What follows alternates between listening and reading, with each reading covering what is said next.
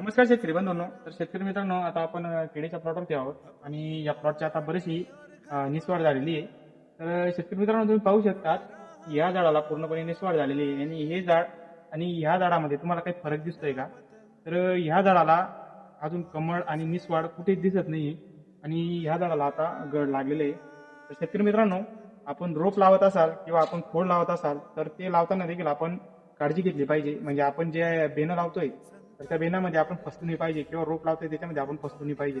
तर शेतकरी मित्रांनो, हा प्लॉट पहिल्यांदा या जमिनीवर म्हणजे या शेतामध्ये लावलेला आहे आणि शेतकरी पहिल्यांदा लावतानाच म्हणजे खोडमध्ये किंवा रोपामध्ये कन्फ्यूज झाला, त्याच्यामुळे ही आज त्यांना झाडाची कंडिशन पाहायला भेटते. तर शेतकरी मित्रांनो, या झाडाला अजून कुठे निसवाड नाही आणि या झाडाला निसवाड आहे. तर शेतकरी पाहू शकता तुम्ही, हे झाड ही याच्याच कंडिशनला झाड आहे. हे झाड या झाडाला देखील नाहीये आणि हे दोन्ही झाडं तुम्ही पाहू शकता.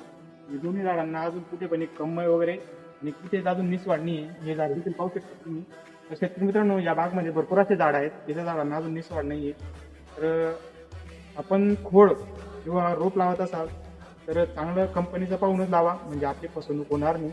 आणि एक शेतकरी एका झाडाला पूर्णपणे लहान मुलासारखा सांभाळ करत असतो.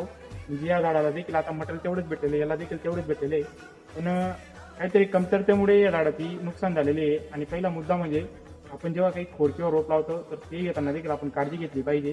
कारण की आपण भरपूर असा वॉटर सोल्युबल खर्च करत असतो. एका झाडाला 100 ते 150 रुपयेपर्यंत आपण एका झाडाला पूर्णपणे निसवाड पूर्ण हार्वेस्टिंग पर्यंत आपण खर्च करत असतो.